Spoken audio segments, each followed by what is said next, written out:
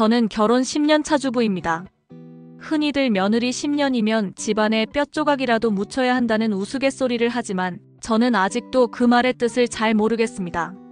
결혼을 하고 처음 시댁에 들어섰던 날, 저는 한 송이 꽃다발 같았습니다. 사랑하는 남편의 아내로, 새로운 가족의 일원으로 모든 것이 설레고 두려웠습니다. 그날 시어머니께서 제 손을 꼭 잡아주시며 하신 말씀이 아직도 기억납니다. 이제부터 넌 내 딸이야. 며느리가 아니라 내 친딸처럼 생각할 거야. 그 따뜻한 말 한마디에 마음이 놓였고 진심으로 감사했습니다. 하지만 시간이 흐르면서 그 말은 달콤한 환상이었음을 알게 되었습니다. 처음에는 사소한 것들이었습니다. 국을 끓일 때는 소금을 먼저 넣어야 한다는 말씀, 빨래를 넣을 때는 흰 옷과 색 옷을 꼭 따로 널어야 한다는 조언, 아이를 돌볼 때는 모자를 씌워야 한다는 잔소리. 저는 그저 웃으며 네, 어머니 하고 받아들였습니다. 사실 큰일도 아니고 어머니의 경험에서 나온 지혜라 생각했으니까요.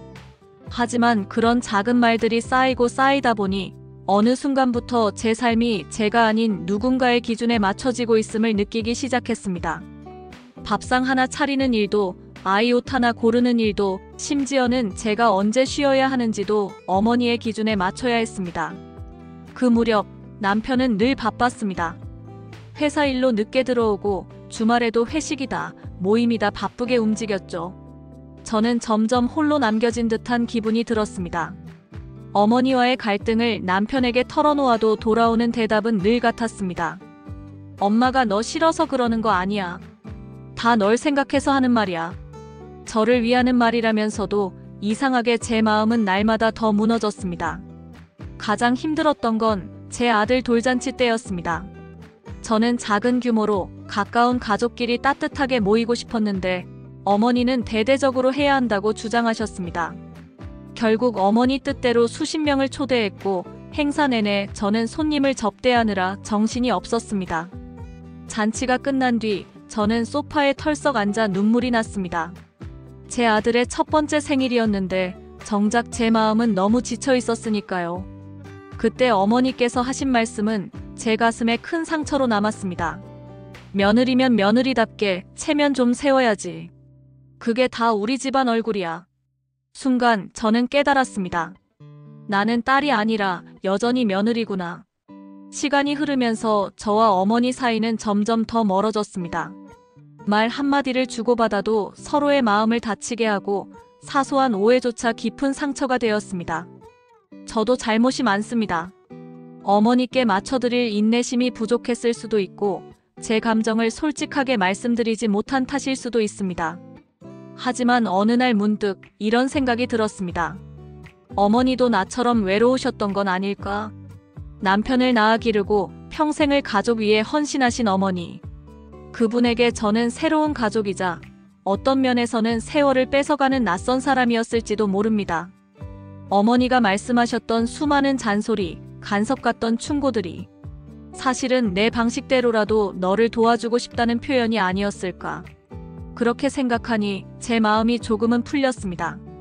얼마 전 어머니와 단둘이 저녁을 먹는 자리를 가졌습니다.